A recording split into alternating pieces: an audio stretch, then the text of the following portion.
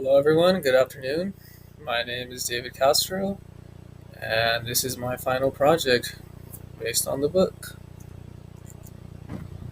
So, the three facets I learned from the Edward Snowden exercise. So, I learned that he was a whistleblower behind the NSA.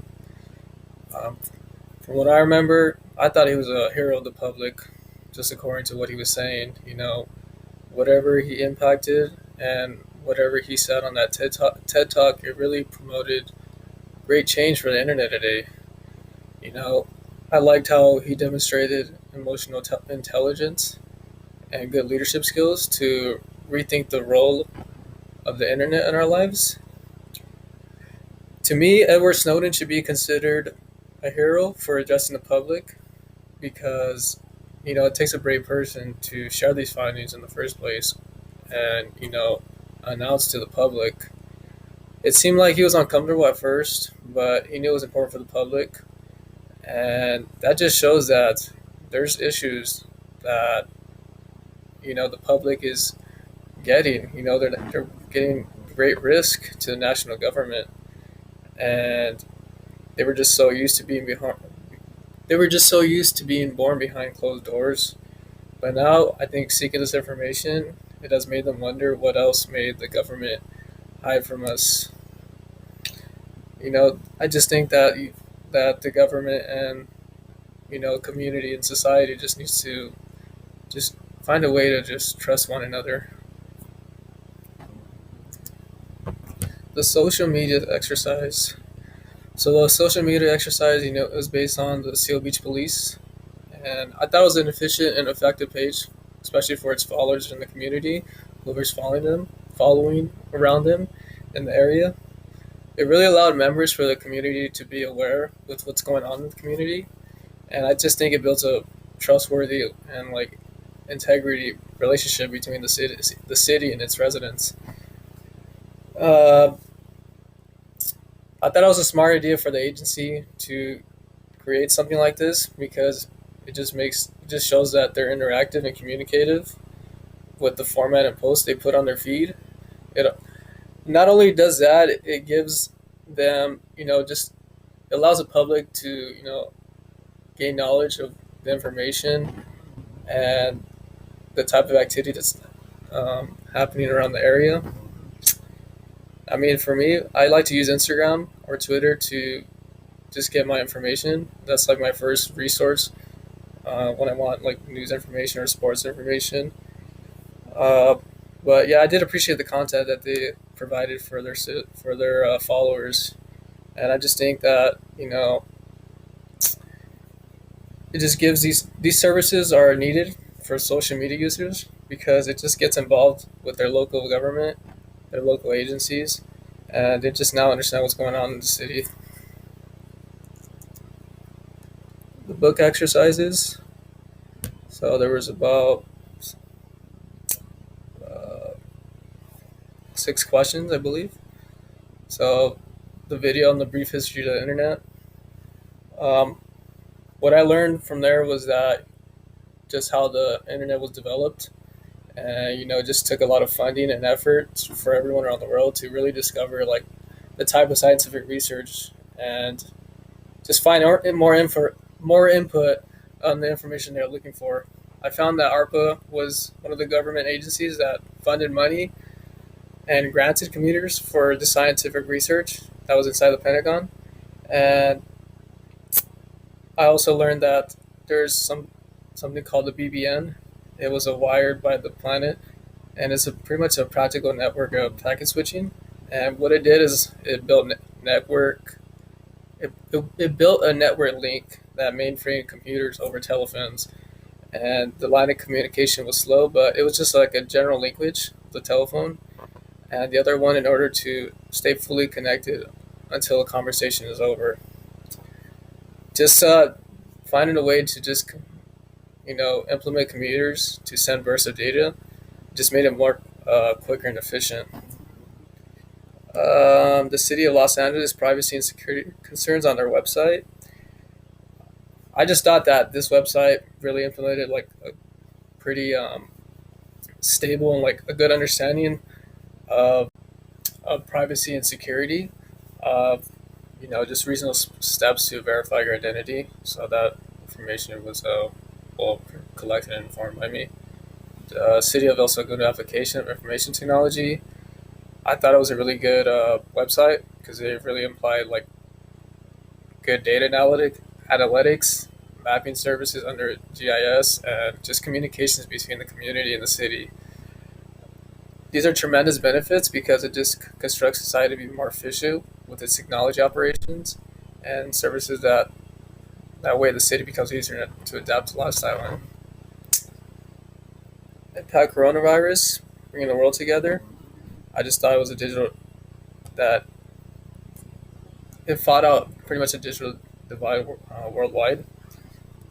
Just the fact that everyone around the world seem everyone around the world needs to be engaged in safety guidelines and follow protocols. All this stuff about prevention, ways to take care of it, uh, what we should do to overcome getting the disease. So that was pretty much um, on air for the most part of the whole pandemic. Still is. Uh, Questions to implement e-government, how to review policy. Some ways to review policies considered by the CIO, and the policy just has to be reviewed with characteristics and questioned under privacy, cybersecurity, and identity, and etc. Chapter 1, learning from the book. So, public policy makers enact laws and regulations to help guide public organizations. Just promoting e-government made it an effective way of establishment to engage the public in decision making, and this was done through polls, e-voting, and related exercise. Public policies acknowledge that public managers use information to implement programs. Um, it just allowed networking. More people were able to use technologies in different locations, and this example included ARPANET. Digital government includes digital government and digital democracy. Digital government is the delivery of public services, and digital democracy is the citizen participation in governance. Sorry. Chapter 2, protection of personal information, privacy, and security standards in government has not been effectively intact with reference to advances in technology. There are some cybersecurity risks, actually. They include vulnerability of critical infrastructure, lack of internal security protocols, malicious international actors, election systems vulnerabilities, and just some ways to overcome these types of risks. You have to detect and mitigate these cyber attacks right away just to get rid of them immediately. You need to address the cybersecurity challenges, especially to the public, so that they don't feel alarmed or worried just going on the internet. And you need to design just better programs, just pretty much just better enact privacy and security laws to overcome it. Chapter 3. So, usability. So this it's just pretty much ways to improve the use of a website. Usability describes how easy a website is to use, and the easier it is to use, the higher its usability score. Some ways to improve usability includes determining priorities, recognizing the need of citizens, studying online resources, and promoting the application of new technology. If you fail to ensure that usability of website for citizens, it pretty much just hinders their participation and wanting to engage with the government. So if the citizens don't know how to use a website, then they become frustrated and they become less interactive with the government. Chapter 4. Contact information on websites ensures proper knowledge and services for users. Sharing critical content on websites helps foster a strong relationship with the public. Citizens in the community are informed of what's going on in the city, then it allows them to be more interactive and communicative and knowledgeable. Once they understand what's going on, then the need for services can be applicable towards them. Chapter 5. All levels of government agencies provide online services for the community to discover the internet. I also learned that online e-government services allow residents to interact with their input by requesting information, filing complaints, applying for permits and applications, and registering for events.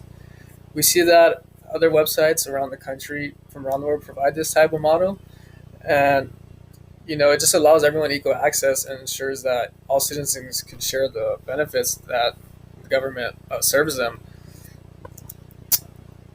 Chapter 6, e-government can be improved through citizen participation.